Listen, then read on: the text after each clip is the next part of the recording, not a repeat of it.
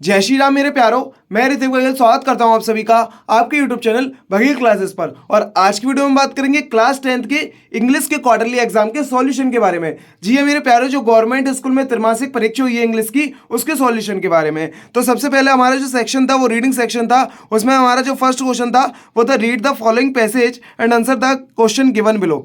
जी है मेरे प्यारो, पिछली साल से मैं आपको बता देना चाहता हूँ कि पिछली साल से जो आपका कोर्स था वो एनसीईआरटी हो गया हमारे लैंग्वेज का भी, जिसकी वजह से जो आपके पैसेज आते हैं उसमें से आपको ऑब्जेक्टिव टाइप आते हैं, ओटी आती है। अब आपको आंसर नहीं लिखने पड़ते, आंसर नहीं ढूंढने पड़ते हैं। तो आइए हम स्टार्ट करते हैं। तो सबसे पहला जो था आपका वो था in the passage it is said that democracy, है ना, डेमोक्रेसी क्या है, should strength religion should work for spiritual development of every human being should aim at the intellectual growth of people both a and c. तो इसका जो answer है वो है वी।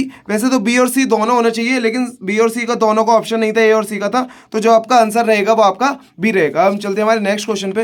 जो नेक्स्ट क्वेश्चन है वो है हमारा which of the following is correct, इनमें से करेक्ट क्या है। तो जो करेक्ट है वो आपका good religion supports democratic system. अब आते हैं नेक्स्ट पे। नेक्स्ट है हमारा the writer of the passage stresses the importance of, किसका इंपोर्टेंस बता रहा है, साइंस एंड डेमोक्रेसी का। नेक्स्ट है आपका द राइटर सेज दैट, इसका जो आंसर है वो आपका option d, faith without rational evidence may not be acceptable to the educated people. Fifth है आपका what according to the writer is the role of the religion in the present age to inculcate scientific spirit in a man, है ना। जो science के बारे में हमारे बारे आजकल साइंस के बारे में लोगों को पता होना चाहिए, क्योंकि नहीं जानेंगे तो वो आगे नहीं बढ़ पाएंगे, सर्वाइव नहीं कर पाएंगे। हम चलते हैं हमारे सेकंड क्वेश्चन पे, जो कि हमारा read the following passage and answer the question below. तो इसके जो क्वेश्चन दिए वो आपके नेक्स्ट पेज पे दिए हैं। और जो आपका क्वेश्चन है फर्स्ट वो है the most important natural resources for national development is human labour. जब तक इंसान काम नहीं करेगा तो उस नेशन का डेवलपमेंट नहीं होगा, आप भी जानते हैं। चलते हैं हमारे नेक्स्ट क्वेश्चन पे। Human power means both man and women.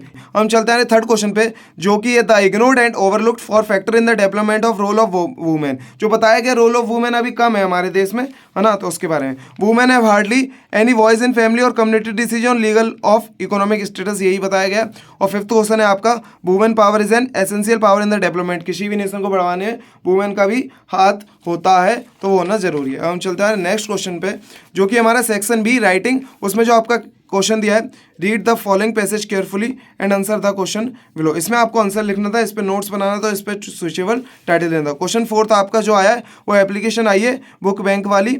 और फिफ्थ जो आया वो आपका लेटर आया, इसमें ही सॉरी और में था, उसमें जो आपका समर वेकेशन अपने फ्रेंड के साथ स्पेंड करना चाहते हैं उसके बारे में आया था। हम चलते हैं हमारे क्वेश्चन नंबर फिफ्थ पे, जो कि हमारा ऐसे या पैराग्राफ। इसमें आपको इंपॉर्टेंस ऑफ ट्रीज पे लिखना था, ये ऑनलाइन एजुकेशन पे, जंक फूड पे, कंप्यूटर मोबाइल मॉडर्न नीड पे, मध्य प्रदेश टाइगर स्टेट। जी हाँ मेरे प्यारों, मैं आपको बता देना चाहता हूँ कि अब वंडर ऑफ साइंस इंपॉर्टेंट नहीं रहा है, क्योंकि पहले तो ये आ जाता है, लेकिन अब पैराग्राफ लिखने को आता है तो वहाँ मुश्किल है, आप नए नए टॉपिक ढूंढना पड़ेंगे। आने वाले समय में मैं आपको वो बता दूंगा, तो आपको घबराने की कोई बात नहीं है। अभी जो हो गया सो हो गया, उसको छोड़ो। हम चलते हैं यार क्वेश्चन नंबर 6 पे, जो कि था on the basis of the picture given below describe how we can keep our self fit and healthy.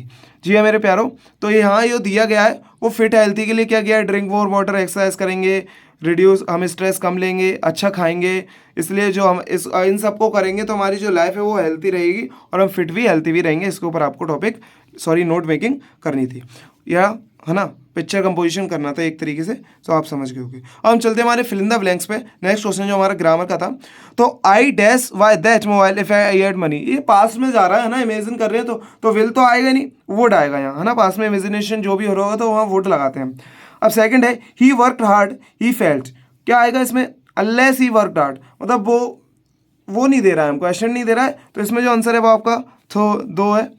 Would you like to take some आएगा, है ना। वी और टू फॉलो, हमारे कर्तव्य है, ये फॉलो ही करना चाहिए हमको। They didn't play well yet they won, ये अच्छा नहीं खेले फिर भी हम वो जीत गए। गंगा इज अ स्क्रेड, तो गंगा की एक महान है, तो महान के लिए द आर्टिकल हम यूज़ करते हैं।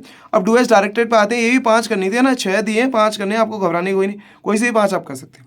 ही कट हर फिंगर, उसने अपनी उंगली काट दी, तो ये पास्ट में जा रहा है, काट दी ना, काटी नहीं है ना, काट दी, पास में आ रहा है तो डिड नॉट लेगा। He did not cut her finger, he did not go to school, he was ill. Combine the sentence using because, इसे बिकॉज लगाना है, तो बिकॉज जो कहा आएगा he did not go to school because he was ill, वह school इसलिए नहीं गया क्योंकि वह बीमार था, सीधे से पता पड़ रहा है।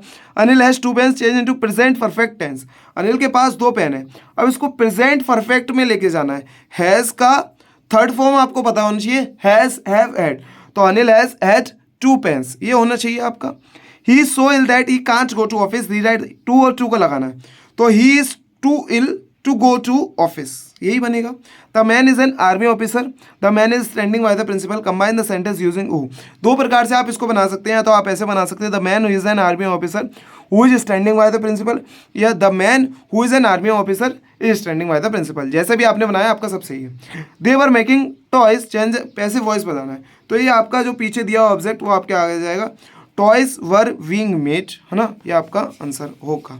हम चलते हैं नेक्स्ट क्वेश्चन पे, जो कि आपका टेक्स्ट बुक से जो एक्सट्रैक्ट टाइप आते हैं वो था। Lencho compare the large rain drops with new coins, उसने अपने लार्ज रेन ड्रॉप्स कैसे कंपेयर किए थे, न्यू कॉइन से। What does fire symbolize in the poem fire and ice, desire को बताता है ना। According to Nelson Mandela what is country's greatest wealth, उसके पीपल होते हैं।